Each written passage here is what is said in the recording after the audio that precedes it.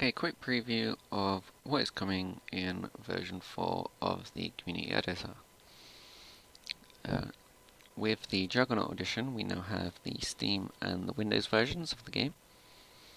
So initially, if you have both installed, you will see this screen. We've got the File menu with Save, Reset and Exit. You've got the Restore Backup window with all your backups. Every time you save in the editor, it will create a backup. They will be listed in chronological order. Settings menu is coming up. Probably won't have too much in it, but we'll add things as we go. And the About menu, just a brief bit of information about the tool. At the top we've also got Switch File and Switch to Advanced, which we'll go over shortly. So for now I'm just going to go ahead and select the Windows version of the game. There is a menu between here. If you have multiple accounts, it will have a little drop down where you can select your account, which will then bring you into this menu if you have multiple saves. So you'll have free communities and your Heartland save at the bottom. Give you a bit of information on each save so that you know which file you're selecting. And then you pick your save, it will bring up the community screen. If you've used the editor before, you'll be familiar with this screen. You can edit things like your day survived, gravestones, your resources for your community. You've got a couple of options here which only affect your current save, and then a couple of options which affect your entire account, where you can unlock your bounties, outfits, etc., set your prestige, and such. And we go into Survivors tab. Again, if you've used the editor, you'll be fairly familiar with most of this. You'll see all the enclaves on your map listed here. You can edit survivors from any enclave. We'll go ahead and pick one from the player enclave.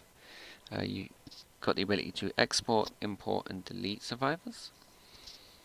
And then once you click on a survivor, it will bring up their name, last name, some other details along with their model, the outfits, voice, etc. These are all using in-game names, so you don't need to worry about messing with code strings like you did in version 3. Everything is listed as it is in game.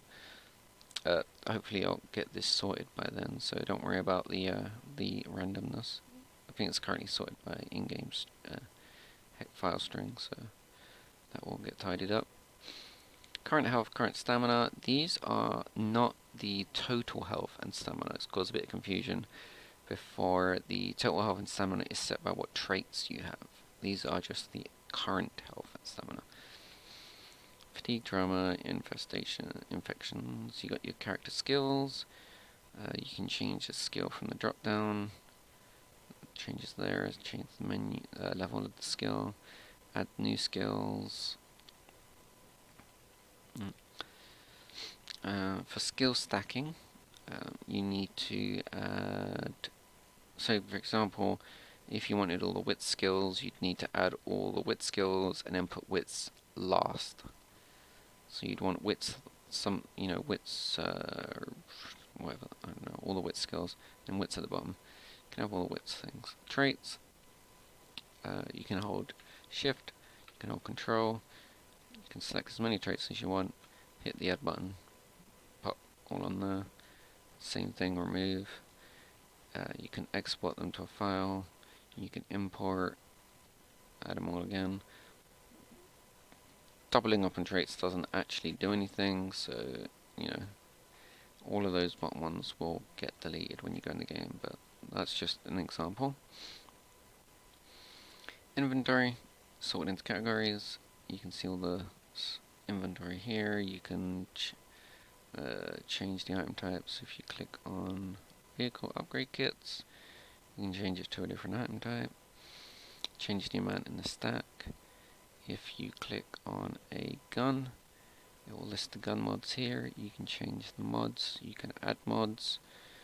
You can add 50 mods if you want, and boom, bit easy mod stacking for you there. You can delete mods. You can't delete more than one at a time. So don't add 1,000 mods, because you're either going to have to close the editor or click delete a lot. You can duplicate your items. So if I go G17, hit duplicate, boom, I've now got 2 G17s. Not much, not really anything new in there, but it does have a slightly different layout to V3. Facilities tab, where's all your facilities, you can change what facility you're using, set the facility passives. There's not many passives in the game.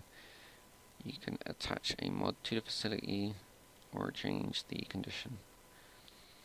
Vehicles, you've got a nice map over here. When you select a vehicle, it will light up white. If you look over on the right side, you'll see them lighting up as I click them. You can set the fuel percentage. Basically goes from 0 to 1, so that's 25% fuel. Heal the vehicle, change the type of vehicle it is, or you can just delete it, which will then mark for deletion. Enclave tab is currently blank, but you will eventually have the option to set Enclave relationships, their names, their descriptions, the buff they provide, and a few other things in there. Got the map tab, which shows you where all your cars are, your hearts. There's none on this map currently, but they would be dotted here if you have them. You can change the size of the map. You can change the size of the icons if you feel the need to.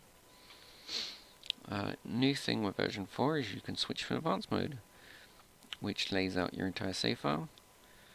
And if you click on anything in here, it will give you all the details of whatever you select.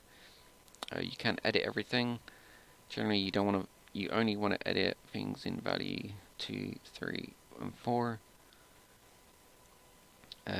Don't touch property types or property names unless you really know what you're doing with a save file, because you'll probably end up breaking something.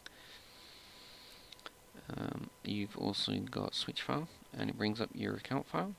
Essentially the same thing. You can change your content unlocks in Daybreak, you can change your outfits, just whatever you want really. But yeah, that's it's pretty much just about everything in V4. I'm still working on some of the buttons, so like I said, it's going to still be a few more days before this is actually ready.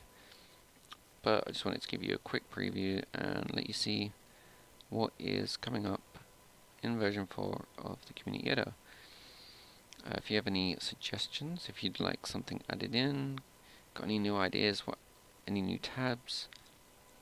I took out the unlock tab because honestly it was just making things a bit awkward to code around and didn't really see a point, but there we go. So if you've watched the last video, you'll notice that's missing. Probably won't be coming back. But if you do have any other good ideas, please post them below or post them in the Discord, which I will link below the video. And hope you are as excited as I am to see version 4 released. And hopefully it will be within the next few days. Take care, and I hope you're enjoying Juggernaut Edition of State of Decay.